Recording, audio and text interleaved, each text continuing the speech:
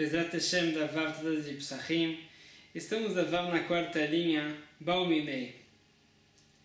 Continuando o assunto que vimos no Daf anterior. Vimos no Daf anterior que um Yehudi só tem que exterminar o Hametz na véspera de Pesach se esse Hametz é propriedade do Yehudi.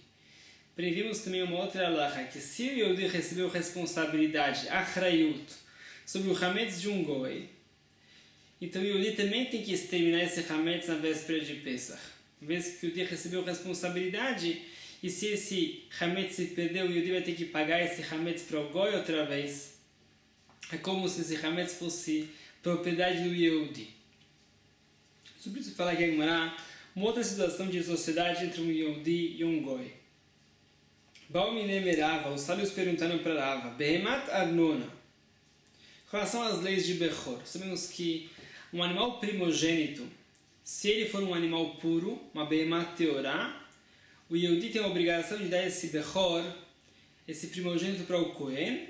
O Kohen vai sacrificar esse primogênito no Bet HaMikdash, com certeza, e pode consumir essa carne.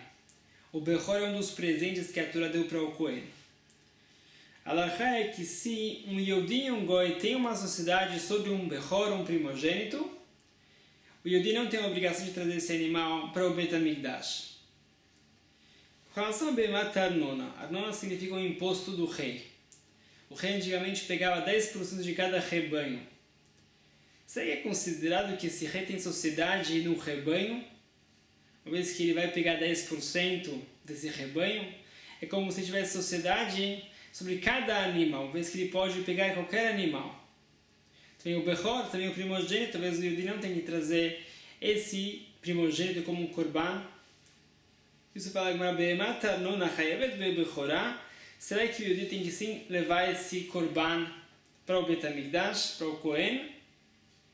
Mesmo que o rei vai pegar 10% desse rebanho, porque não é considerado talvez que tem uma sociedade nesse rebanho. Ele tem direito de pegar esse animal, porque não é considerado que ele já tem uma sociedade na prática sobre esse rebanho, ou ele chayavet bechorá, ou talvez o Yehudi não tem que trazer esse primogênito para o Bet HaMikdash. Talvez assim considerado que o rei Goi tem uma sociedade no rebanho junto com o Yehudi, e automaticamente tem uma sociedade também sobre os primogênitos, e o Yehudi não tem que trazer um primogênito que um Goi tem uma sociedade junto com o Yehudi. Explica qual é a pergunta. Qualquer situação que o Yehudi pode pagar dinheiro em vez de dar animais, a pergunta nem começa, de Hayav com certeza o Yehudi tem que sim trazer esse korban para o Bet HaMikdash. Uma vez que ele pode pagar dinheiro, não é considerado que o rei tem uma sociedade sobre os animais. O rei tem uma dívida que ele cobra da pessoa, a pessoa pode pagar tanto com dinheiro como com animais. A pergunta só começa, a pergunta só começa quando o Yehudi não pode pagar essa dívida com dinheiro, tem que dar animais. Mas qual é a halakha? Será que o rei tem uma sociedade nesse rebanho ou não? Amar Leu respondeu, Rava Pturá. O Yehudi não tem que trazer esse animal para o Bet HaMikdash como korban. Assim considerado que o rei tem uma sociedade sobre esse rebanho. Pergunta da Tânia, a Brada parece falar diferente. Chayevet, em relação a Arnona, um imposto, a Brada fala Chayevet, a pessoa tem que sim trazer esse animal do Bet HaMikdash. Lá é diferente do que a Brada pensou em falar que a pessoa tem que sim trazer esse animal para o Bet HaMikdash como korban bechor. É uma situação específica quando o Yehudi poderia pagar essa dívida, esse imposto com dinheiro. Sobre isso Rava não falou. Rava só falou uma situação que a pessoa não pode pagar essa dívida com dinheiro, que a pessoa está isenta de trazer o korban bechor. E Kadel tem uma outra versão do que Rava falou, Amarava, falou Rava, Behemat Arnona ptura mina bechorá. O dono de um animal que faz parte de um rebanho de Arnona, ou seja, que o rei vai cobrar esse imposto, a pessoa não tem que trazer o korban bechor. É assim considerado que o rei tem uma sociedade sobre esse rebanho. Falará uma novidade ainda maior, mesmo que a pessoa sim poderia pagar essa dívida com dinheiro, todo o tempo que ele não pagou essa dívida com dinheiro, é assim considerado que o rei tem uma sociedade no rebanho. Sendo assim, a pessoa não tem que trazer esse Korban Bechor, diferente da primeira versão. Conforme a primeira versão, se essa pessoa pode pagar essa dívida com dinheiro, a pergunta nem começaria, com certeza não é considerado que o rei tem uma sociedade sobre esse rebanho, conforme essa segunda versão é sim considerado que o rei tem uma sociedade sobre esse rebanho, mesmo que o Yehudi poderia pagar essa dívida com dinheiro. E Satanona, Chayevet Bechalá, com relação a Halá, aquela porção da massa que se dá para o Cohen também. A Halachá é que se um Yehudi e um Goi têm uma sociedade numa massa, o Yehudi não tem que trazer Halá dessa massa. Ou seja, se o Yehudi e o Goi têm uma massa de 2 quilos mais ou menos, que é o volume que a pessoa tem que tirar Halá, o Yehudi não tem que tirar Halá dessa massa, uma vez que ele sozinho não tem uma massa de 2 quilos que obriga a pessoa a tirar Halá. Porém, eu vou falar aqui uma novidade, e Satanona, com relação à massa, que também o rei cobre impostos de cada massa das pessoas. Esses 10% da massa. Chayevet Bechalá, o Yehudi tem que sim tirar Halá. Não é considerado, aparentemente, que o rei tem uma sociedade sobre essa massa. A pergunta é por quê? Qual seria a diferença entre um rebanho, que vimos que a pessoa tem uma sociedade com o rei, ou uma massa? Fala Rava, mesmo quando a pessoa não pode pagar essa dívida com dinheiro, ele tem que pagar essa dívida com parte da massa, e ele sozinho não tem uma massa de 2 quilos, que é mais ou menos o volume que obriga a pessoa a tirar Halá, mesmo assim a pessoa está obrigada a tirar Halá. Por quê? Maitama, qual é o motivo? Uma bema itlakala. Em relação a um animal, as pessoas sabem que é um rebanho que o rei vai pegar impostos de lá. As pessoas também sabem essa halachá, que se o Yehudi e o Goi têm uma sociedade sobre um animal, o Yehudi não tem que trazer o Korban Bechor. E Saleit Lakala, porém com relação a uma massa, as pessoas não sabem que o rei vai cobrar impostos dessa massa em específico. As pessoas podem pensar que essa pessoa está consumindo tevel, uma massa que não foi tirada halá, tromot ou masrot, e podem pensar de forma errada dessa pessoa. Por isso falam os sábios que a pessoa sempre tem que tirar halá de uma massa, mesmo que é uma massa de arnona, uma massa que o rei vai cobrar os impostos. Uma cerca rabínica, mas pela essência da halachá não será necessário. Ou seja, conforme essa segunda versão, a opinião de Rava é que a pessoa não tem que tirar Korban Bechor de um rebanho de arnona, que o rei vai cobrar os impostos. Mesmo que a primeira versão trouxe uma braita que fala Chayevet, a pessoa tem que sim tirar aparentemente um animal para Korban Bechor de um rebanho desses. Porque conforme essa segunda versão, pode ser que a braita se trata de uma massa de arnona, não um rebanho de arnona. Com relação a uma massa de arnona, também Rava concorda que a pessoa tem que tirar halá em qualquer situação. Continua na Tana Rabbanan, fala uma braita com relação às leis de Bdikat Hametz. No Rish Nechnas Lechatzelo Shel Israel, se um goi entrou num pátio da casa de um Yehudi, ou Batzekol Beadó, com uma massa de Hametz em suas mãos em Pesach, Enzakuk Levai, o Yehudi não tem a obrigação de exterminar esse Hametz. Como vimos anteriormente, que o Yehudi não tem a obrigação de exterminar um Hametz que não seja dele. Se o Goi depositou esse Hametz na posse do Yehudi, o Yehudi recebeu responsabilidade e garantia para cuidar desse Hametz, Zakuk Lever, a pessoa tem que sim aniquilar esse Hametz na véspera de Pesach, como já vimos. E Redlobait, se o Yehudi designou um quarto, uma casa em sua posse, para o Goi colocar o seu Hametz lá, mas o Yehudi não recebeu responsabilidade sobre esse Hametz, ele Zakuk Lever, o Yehudi não tem que exterminar esse Hametz na véspera de Pesach. Shneimar, como está escrito, Lo Yimatze. O Hametz não pode ser encontrado nas posses da pessoa. A pergunta é, como se vê esse passuco de Lo Yimatze, alguma dessas alachot da Braita? Mas o que a Braita fala desse passuco de Lo Yimatze? Marafapa falou, Rafapa arei shakai. Rafapa é isso que a Braita trouxe esse passuco de Lo Yimatze com relação ao princípio da Braita. O que significa isso? Se pensou a Braita em falar, se o Goi depositou o Hametz na casa do Yehudi, Yehudi recebeu a responsabilidade de cuidar desse Hametz, o Yehudi tem a obrigação de exterminar esse Hametz na véspera de Pesach. Sobre isso falou a Braita, sobre isso falou a Braita que não pode ser encontrado Hametz na casa do Yehudi. Vimos no daf anterior Que nesse passuco você aprende que o Yehudi não pode receber responsabilidade, a sobre o Hametz de um goi. Isso que falou aqui Rav Papa explicando a Braita. Ravashi, Ravashi, leu lá Maseifa. Pode ser que quando a Braita trouxe esse passuco de Loi Matzeh, o Hametz não pode ser encontrado nas posses da pessoa, é com relação ao final da Braita. O que significa isso? Isso começou a Braita em falar. E Redlobait, se o Yehudi designou uma casa para o goi colocar o seu Hametz lá, o Yehudi não tem a obrigação de exterminar esse Hametz. Shenemar, como está escrito, Loi Matzeh bebatechem. A Torá fala que o Hametz não pode ser encontrado nos aposentos da pessoa. Uma vez que essa pessoa emprestou a casa para o goi, essa casa não é mais do Yehudi, a casa do goi está emprestada para o goi. Denochri kameai lebeitei denafshei kameai. Que quando o goi está trazendo o Hametz para esse quarto, esse aposento, está trazendo o Hametz para sua própria casa, não para a casa do Yehudi. Uma vez que o Yehudi emprestou essa casa para o goi. Isso é pedido do passuco Loi Matzeh Baterem, toda a proibição é ter Hametz nos aposentos da pessoa.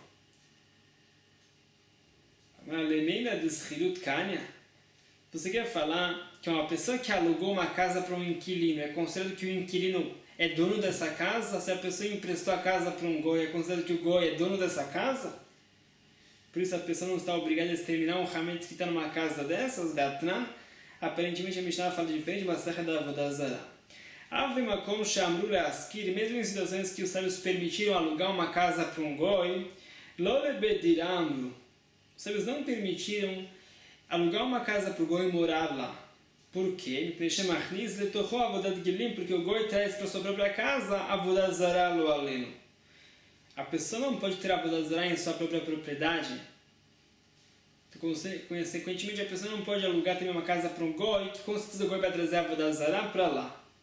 E se fôssemos pensar nesse Hirut Kanya, quando a pessoa aluga uma casa para um goi, o goi virou o dono dessa casa, mesma coisa se o Yehudi empresta a casa para o goi, como vimos com relação às leis de Hametz, que Kameayel e Beitei de Nafshei Kameayel. Se o goi vai trazer a Avodah Zarah para essa casa, vai estar trazendo a Avodah Zarah para sua própria casa, uma vez que essa casa está alugada para o goi, ele é o proprietário agora. Não é a casa do Yehudi. Então qual é a diferença entre a Avodah Zarah, que não consideramos que essa casa é a casa do goi, e com relação ao Hametz, que consideramos que a casa sim é a casa do goi, por isso o Yehudi não tem que exterminar o Hametz que está lá. Fala na Shaneach aqui com relação ao Hametz é diferente. Porque a Torá falou que o Hametz não pode ser encontrado nas posses da pessoa. Não significa que não pode ter um Hametz na posse da pessoa. O Hametz não pode ser encontrado, estar acessível. Mishimatsui biadcha. É só um Hametz que está acessível à pessoa. E a Tzazei, isso vai excluir esse caso. Shenomatsui beatcha. É um Hametz que não está acessível à pessoa, mas que a pessoa emprestou essa casa para o goi. Esse Hametz não está acessível para o Yehudi. Mesmo que está na casa do Yehudi, mas não está acessível, então a pessoa não está transgredindo o princípio de Barirei ou Barimatzeh, não tem que exterminar esse Hametz. Porque com relação ao Avodah Zarah é diferente, na prática o goi vai trazer a Avodah Zarah para a casa do Yehudi, isso está proibido. Continua Maravilha, Marav falou o sábio nome de Rav. Hamotze Hametz bebetou beyom tov. A pessoa que encontrou Hametz em Yom Tov, o que ele pode fazer? O Hametz em Yom Tov é muktzeh. É como se fosse uma pedra. É algo que não tem nenhuma utilidade e a pessoa não pode locomover esse objeto. A pessoa normalmente fez bitul Hametz a véspera de Pesach, não está transgredindo o princípio de Barirei ou Barimatzeh no Yom Tov. O que a pessoa pode fazer? Kofé alav etakli. A pessoa pode trazer um utensílio e cobrir esse Hametz.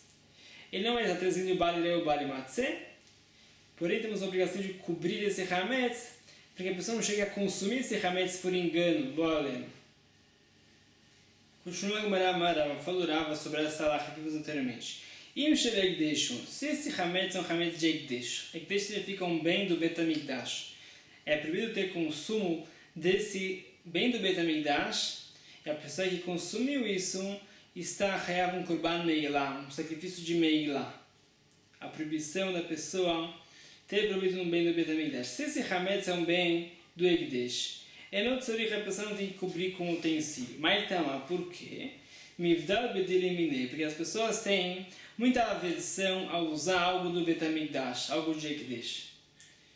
Sendo assim, a pessoa não vai chegar a consumir esse Hametz com certeza, uma vez que é um Hametz de Ekdesh. Gamara Viuda Amara falou, sabe uma outra alahá parecida, Chemtzot shel nochri oselo mechitza asarat tfachim. Se a pessoa tem um Hametz do Goi em sua casa, a pessoa não recebeu responsabilidade sobre esse Hametz, mesmo assim a pessoa tem que fazer uma mechitza, uma parede de 10 tfachim, 1 metro mais ou menos, separando entre ele e o Hametz, para a pessoa não chegar a consumir esse Hametz em Pesach lo aleno.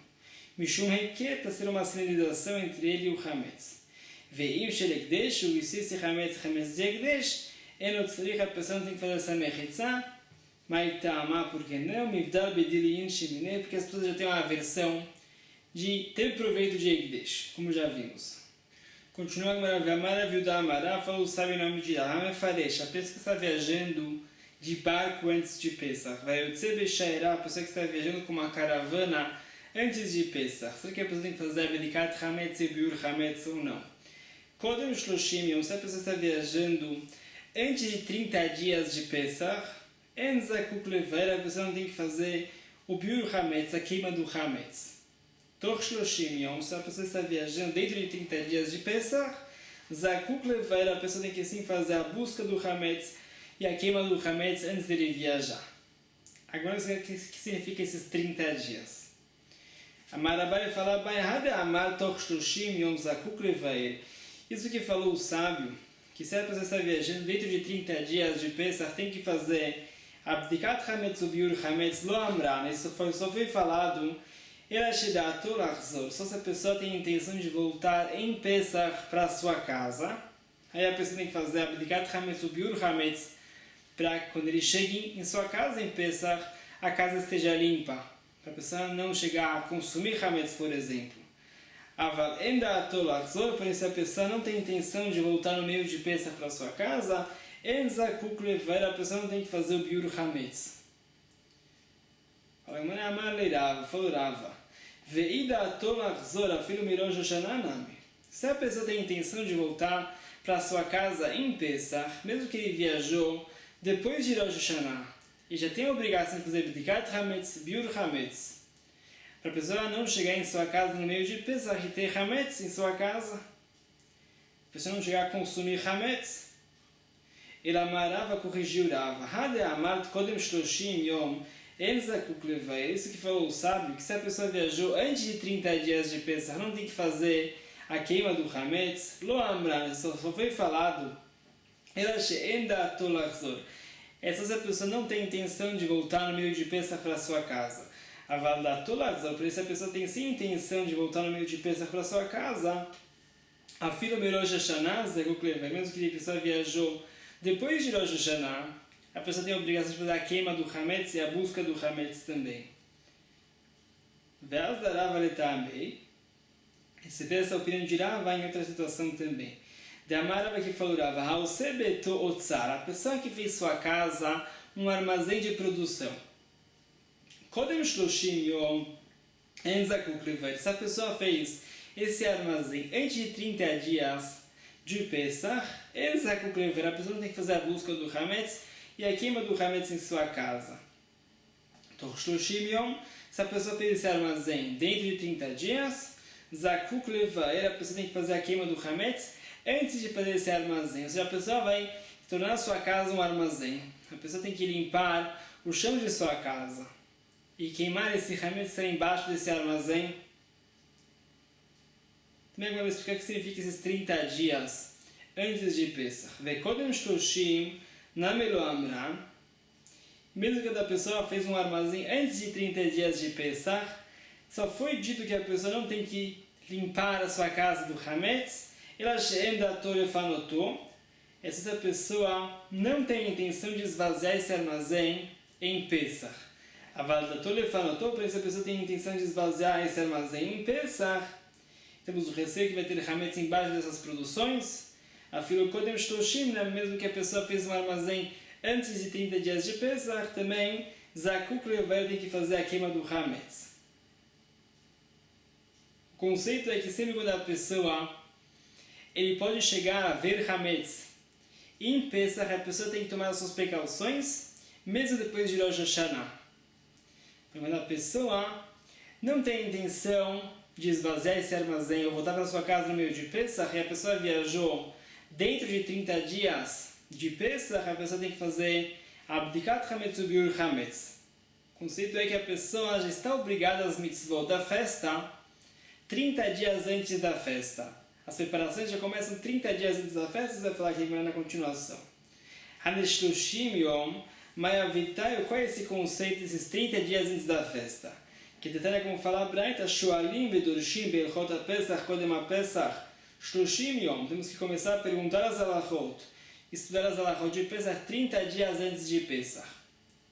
As preparações da festa começam 30 dias antes da festa, consequentemente temos que já começar a estudar essas halachot 30 dias antes da festa, e a mitzvah de Biur Hametz já começa 30 dias antes da festa, se a pessoa não vai poder estar na véspera de Pesach em sua casa. Rabban Shimon ben Gamliel fala, o sábio, Shtei Shabbatot. Fala Rabban Shimon ben Gamliel, começam as preparações da festa 2 semanas antes da festa, não um mês antes da festa. Fala, Marita Maditanakama, qual é a fonte para o que Tanakama falou que as leis da festa começam 30 dias antes da festa? Viramos a página, fala Masharia Moshe, Omed de Pesach Rishon. Moshe Rabbeinu estava no primeiro Pesach, na véspera de Pesach, dia 14 de Nissan, o Mazir ala Pesach Hasheni. Ele estava já ordenando o povo de Israel a fazer Pesach Sheni. Pesach Sheni é no 14 de Iyar. Sheni é como essência natural. Veyasu Bnei Israel eta Pesach bemoado. O povo de Israel tem que fazer o Korban Pesach no tempo certo, dia 14 de Nissan. Urtiv, está escrito no próximo passo, Vaihi anashim ashayu temeim lenefesh adam. Aconteceu que tinham pessoas impuras, a impureza do falecido, Tumat Met. Eles não podiam sacrificar o Korban Pesach. Ou seja, Moshe Rabbeinu estava dia 14 de Nissan, ordenando o povo de Israel a fazer as mitzvot de Pesach. Tinham pessoas impuras dia 14 de Nissan, não podiam sacrificar o Korban Pesach. Eles reclamaram com Moshe Rabbeinu, falando, Lama Nigará, por que nós vamos perder essa mitzvah de Korban Pesach porque estamos impuros? Moshe Rabbeinu perguntou para Hashem, e Hashem ordenou Moshe Rabbeinu a ordenar o povo a fazer Pesach Sheni. O segundo Pesach dia 14 de Iyar. Dia 14 de Nissan é um mês antes de 14 de Iyar. Você vê que temos que começar a estudar as halachot da festa 30 dias antes da festa. Mesma coisa com relação às preparações, a queima do Hametz, a Abdikat Hametz com relação à pessoa que vai viajar. Rabban Shimon ben Gamliel, como Rabban Shimon ben Gamliel, que fala que as preparações começam 2 semanas antes da festa, vai responder essa prova. Moshe Rabbeinu estava explicando as halachot de Pesach Sheni um mês antes de Pesach Sheni. Amar Lecha, ele pode responder, Aide de Ari b'mile de Pischa, Masik leu lekol mile de Pischa. O motivo que Moshe Rabbeinu ensinou essas halachot não é porque é 30 dias antes de Pesach Sheni. De passagem, que ele já estava ensinando as halachot de Pesach Rishon, já ensinou também as halachot de Pesach Sheni. Não significa que temos que sempre estudar as halachot 30 dias antes da festa. O que Moshe Rabbeinu fez é de passagem. Mas Rabban Shimon ben Gamliel, qual é a fonte do que Rabban Shimon ben Gamliel falou que as leis da festa começam 2 semanas antes da festa? Moshe Omed beRosh Chodesh. Moshe Rabbeinu estava no primeiro dia de Nissan, Rosh Chodesh. O Mazir ala Pesach estava ordenando o povo de Israel a cumprir o Korban Pesach. Como está escrito, Chodesh Azelachem Rosh Chodashim. Esse mês, o mês de Nissan, vai ser o primeiro dos meses para o povo de Israel. E a continuação é o Ktiv, da Bruel Koladat Israel Emor, e falar para todo o povo de Israel, Be'asor la Chodesh Azeh ve'ikhu lahem ish se lebet avot. No dia 10 de Nissan, temos que já preparar o Korban Pesach, o bezerro de Pesach. Você vê aqui que o Moshe Rabbeinu estava ordenando as leis de Korban Pesach 2 semanas antes do Korban Pesach. O Korban Pesach é feita a sua shritá dia 14 de Nissan, e Moshe Rabbeinu estava no primeiro dia de Nissan, já ordenando essas halachot. Você vê que 2 semanas antes da festa temos que começar a estudar essas halachot, não um mês. Pergunta-me, Mai de Bereish Al-Kakai. Qual é a fonte que Moshe Rabbeinu estava falando dessas halachot de Korban Pesach no Rosh Chodesh? Pode ser que Hashem falou para Moshe Rabbeinu no Rosh Chodesh? Agora fala em outro lugar que Moshe Rabbeinu não sabia como Lekadesh et HaChodesh, fixar um novo mês, e Hashem mostrou a nova lua para Moshe Rabbeinu. Pode ser que Hashem falou para Moshe Rabbeinu essa halakha de Kiddush HaChodesh, HaChodesh Hazeh Lachem, realmente em Rosh Chodesh. Porém, Moshe Rabbeinu falou para o povo fazer Korban Pesach dia 10 de Nissan, Dilma Be'arba Be'archa, talvez dia 4 de Nissan, ou Bechamisha Be'archa, dia 5 de Nissan, ou seja, algum dia próximo a realmente a véspera de Pesach. Então, a prova é que temos essa halakha de 2 semanas antes da festa, começar a estudar as halachot da festa. Elamaraba Barshimi, Mishmei de Ravina falou, sabe uma outra prova para essa halakha de Rabban Shimon ben Gamliel me'archa desse pasuk. Vedaber Hashem el Moshe b'midbar Sinai b'shana shenit. Hashem falou para Moshe Rabbeinu no deserto do Sinai, no segundo ano, ou seja, o segundo ano depois da saída do Egito, Bechodesh Arishon, no primeiro mês, o mês de Nissan, Urteiv, está escrito no pasuk na continuação, Ve'asu b'nei Yisrael et Pesach b'moado. O povo de Israel tem que cumprir as halachot de Pesach no tempo certo, na véspera de Pesach. Ou seja, Moshe Rabbeinu falou Bechodesh Arishon, ou seja, no Rosh Chodesh, as halachot de Pesach, que vai ser dia 14 de Nissan, 2 semanas depois. Você vê como o Rabban Shimon ben Gamliel falou que estudar as halachot da festa 2 semanas antes da festa. Pergunta a Hanami, também aqui temos a mesma rejeição. Mimai beberei she'ar hakai. Qual é a prova que Moshe Rabbeinu está ensinando o povo de Israel as halachot de Pesach no Rosh Chodesh? Pode ser que Hashem falou para Moshe Rabbeinu no Rosh Chodesh, e Moshe Rabbeinu falou em outra situação, Dilma Be'arba Be'archa, dia 4 de Nissan, ou Bechamisha Be'archa, ou dia 5 de Nissan. Agora deve ser uma outra prova, porque Rabban Shimon ben Gamliel falou. Marav Nachman bar Yitzchak falou do sábio, Atia Midbar mi Midbar. Tem uma gzerá chamada um paralelo entre 2 palavras que estão sobrando na Torá. A palavra Midbar, deserto. Tivach é escrito com relação ao Korban Pesach b'Midbar Sinai, que Hashem falou para Moshe Rabbeinu no deserto do Sinai. O Ktivah também está escrito em outra parashá, na parashá de Pekudim. A mitzvah de contar o povo de Israel vai dar a Hashem el Moshe. Hashem falou para Moshe Rabbeinu b'Midbar Sinai, no deserto do Sinai, be'oel moed, da tenda do tabernáculo, do Mishkan, be'echad lachodesh hasheni, no primeiro dia do segundo mês, no primeiro dia de Iyar, Rosh Chodesh Iyar. Uma gzerá chama Midbar, Midbar, deserto, deserto. Porque a Torá vem falar que Hashem falou para Moshe Rabbeinu no deserto. Ma'alehalan be'Rosh Chodesh, do mesmo jeito que o relação à parasha de Pekudim, de contar o povo de Israel, isso foi dito no Rosh Chodesh Iyar, Afkan be'Rosh Chodesh, também com relação, quando Hashem falou para Moshe Rabbeinu, e Moshe Rabbeinu falou para o povo, também era Rosh Chodesh Nissan. 2 semanas antes da mitzvah de Korban Pesach, você vê que 2 semanas antes da festa, temos que começar a estudar as halachot da festa. Pergunta uma pergunta de passagem. V'nirtov v'reisha de Chodesh Rishon, v'edem nirtov de Chodesh Sheni. Por que a Torá escreveu primeiro a parasha de Pekudim, a parasha de contar o povo de Israel no princípio do livro de Bamidbar, e depois escreveu as leis do Korban Pesach? As leis do Korban Pesach foram ditas para o povo de Israel no Chodesh Nissan.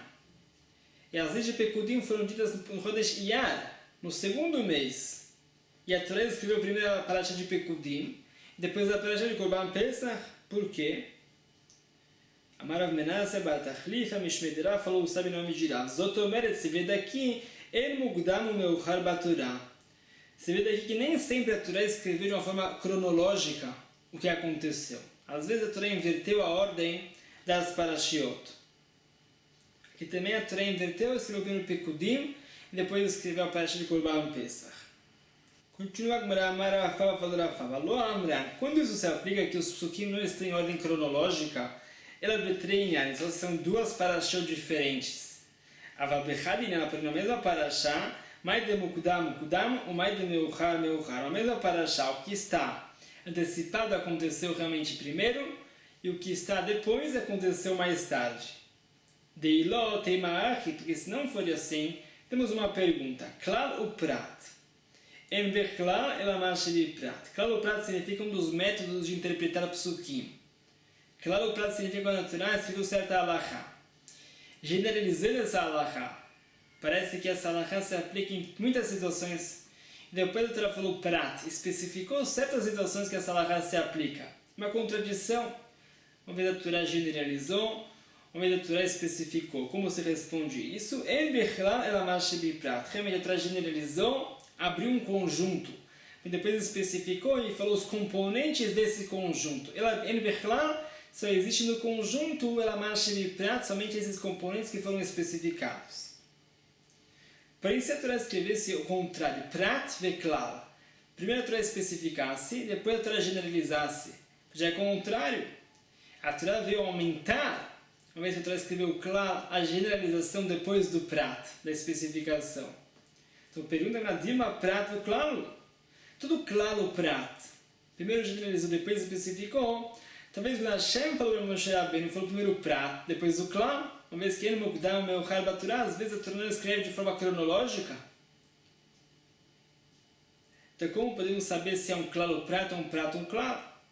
Vetum, outra pergunta, prato klal, a mesma coisa com relação a prato klal, quando a Torá especifica e depois generaliza. Nasce klal musaf ala prat, o klal, essa generalização do final, vai acrescentar o prat, dirma klal o prato. Talvez a Hashem falou primeiro o klal, depois o prat, não sabemos se é klal o prato ou prato klal. Não podemos interpretar os psukim dessa forma. Então falou, com certeza, isso que falamos que ele o mukdam o meu Torá, isso é só em duas parashot diferentes. Em duas parashot diferentes, não falamos claro o prat. Se o claro está em uma parashá, o prato está em outra parashá, não falamos claro o prato. Ou o prato claro também. Por uma mesma parashá, fala Rav Papa, tudo que está escrito no princípio aconteceu antes e o que está escrito por último aconteceu depois. Então, na mesma parashá, falamos sim klal o prat e prat o klal. Pergunta Yahi, se, como Rav falou, afilu betre einani nami. Mesmo com relação a duas parashá, temos outra pergunta. Tem opiniões que falam que podemos falar klal o prat quando o klal está em uma parashá e o prat está em outra parashá. Dá para entender conforme essa opinião, klal o prat ameruchakim zemize endaninotopi klal o prat. Tem uma opinião que fala que se o klal está em uma parashá e o prat está em outra parashá, não interpretamos os psukim como klal o prat. Dá para entender conforme essa opinião que entre uma parashá e outra pode ser que existe aqui psukim não em ordem cronológica. Então não interpretamos os psukim de klal o prat. Que não sabemos se é klal o prat ou prato klal, o que veio antes, a generalização ou a especificação. Shapira da aprendeu que Rav Papa falou, eu me mando a amar, porém, conforme a opinião Danin, que se interpretamos os psukim como klal o prat, mesmo que um passuco está em uma parashá e outro passuco está em uma outra parashá, mas como podemos explicar essa opinião? Se ele mukdam o meu Torá, pode ser que uma parashá veio depois da outra, mesmo que ela está escrita antes da outra, não sabemos se é klal o prato ou prato klal. Fala, filho leman de amar danin, mesmo que eu vou a opinião que fala que interpretamos sim klal o prat, mesmo que o klal está em uma parashá e o prato está em outra parashá, hanemil, isso só se aplica a bechadin, elas são o mesmo assunto. Fala, no mesmo assunto, mesmo que são em parashot diferentes, yesh mukdam o meu har. O que aconteceu primeiro está escrito primeiro, e o que está escrito por último aconteceu por último. Avabetrei inani, porém, em duas parashot, com dois assuntos diferentes, endarim, conforme todas as opiniões, não interpretamos os psukim se baseando nessa fórmula de klal o prato ou prato klal, porque realmente não sabemos o que veio primeiro, o primeiro trecho ou o segundo trecho. Amar Aviuda Amarav falou, sabe o nome de Rav, Habodek, a pessoa que fez a Bdikat Hametz, a busca do Hametz. Tzarich Shevater tem que fazer o Bitur Hametz, anulação do Hametz, o Kal Hamirah. Mas Itama, por que isso é necessário? Se a pessoa já fez a Bdikat Hametz, entendemos que essa pessoa limpou sua casa completamente de Hametz. Então por que tem que fazer o Bitur, anulação do Hametz? O Bitur significa anular o Hametz, tornar o Hametz como se fosse terra. Não é importante, e a pessoa não transgride o preço de Bali Irae ou Bali Matzeh, a proibição de ter Hametz visível ou Hametz oculto em Pesach. Por isso a pessoa já fez a busca do Hametz. Supomos que a pessoa não tem mais Hametz em sua casa, porque tem que fazer o Bitur. E Neymar, se o motivo é Mishum Perurim, por causa de farelos, talvez a pessoa não fez a Bdikat Hametz completa, tirando todos os farelos de Hametz, por isso a pessoa tem que fazer o bitul, a anulação, Halo Hashiv, porém os farelos não são importantes e são automaticamente anulados. Mesmo que a pessoa não fez uma anulação ativa, automaticamente já são anulados.